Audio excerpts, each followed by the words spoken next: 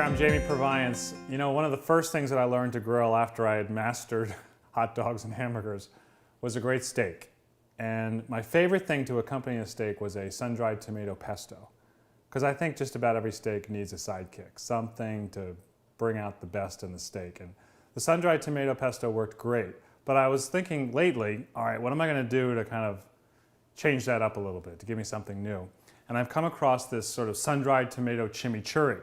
I'm going to show you how to make this really nice sauce, or kind of like a condiment to serve with a great grilled steak. So chimichurri traditionally is made with Italian or flat leaf parsley. So I'm going to take a bunch of that. And it's okay if you use just the tender stems as well, the leaves and the tender stems. And then very often there's oregano or sometimes cilantro. So I'm going to use a little bit of cilantro in this. And we're going to puree this just like a pesto. And like a pesto, it's going to have some garlic. And I just like the punch of the sun-dried tomato. I think that gives the condiment a little bit more depth. And then I'm going to add some hot chili flakes. And I'm going to puree this up with some oil.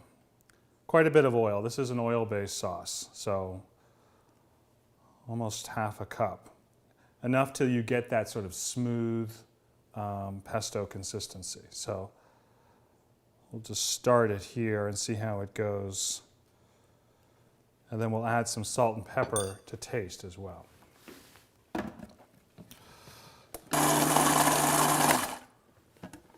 Just going to add a little salt and pepper at this point.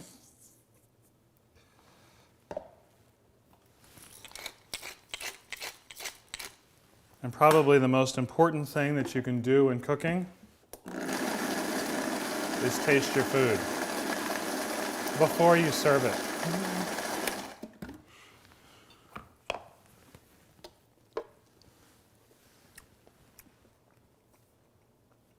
That's really, really good. Like a pesto, but maybe even better. So I'm going to set that aside and get my steaks ready. I've got 4 here that are looking really nice. They're a little over an inch thick, I'd say. Got a nice rich pink color, which is what you're looking for.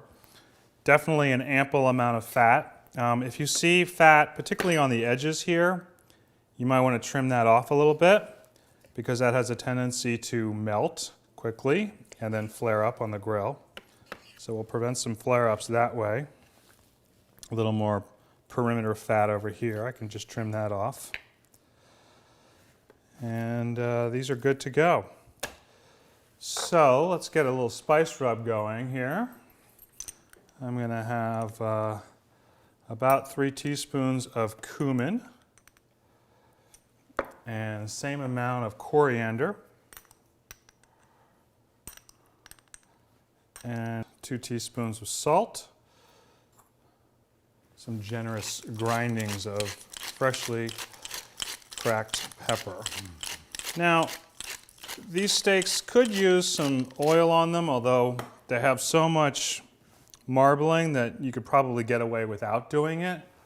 So maybe I'll just do a little bit to help the seasoning stick, but you don't have to go nuts. You're not going to have any problem with sticking. And then a good amount of seasoning. Remember that a certain percentage of this is probably just going to fall off. So a good amount. And then, as I always say, leave these steaks out for a good 20 to 30 minutes. You'll find that the salt will begin to draw a little bit of moisture to the surface of the steak, and that begins to be the foundation of this crust, this really flavorful crust that develops on the outside of the steak. So there it is. I'm good to go. I'm going to set up my grill and put the meat to the heat. Now I recommend grilling steaks like these directly over high heat. That's where the flames are right underneath the food. And when the steaks hit that preheated grate, you want to hear that sizzle and see that smoke. Those are really good signs that you're getting a good sear on the surface of the steak. You want to close the lid as soon as possible and trap all that good smoke and heat. And then turn the steaks after about 3 or 4 minutes when they've got some nice caramelization going on. and sear them on the second side. Again, the idea is to develop that really flavorful crust. Cook them for however long as you like, whatever doneness you prefer, but medium rare is going to take somewhere between 6 to 8 minutes total. And then they're going to come out looking gorgeous, just like this. Beautiful grill marks, nice flavor on the outside, beautifully juicy on the inside. I hope you'll try this recipe. It's a real winner, and I hope you'll agree with me that this sun-dried tomato chimichurri is a great new condiment for grilled steaks.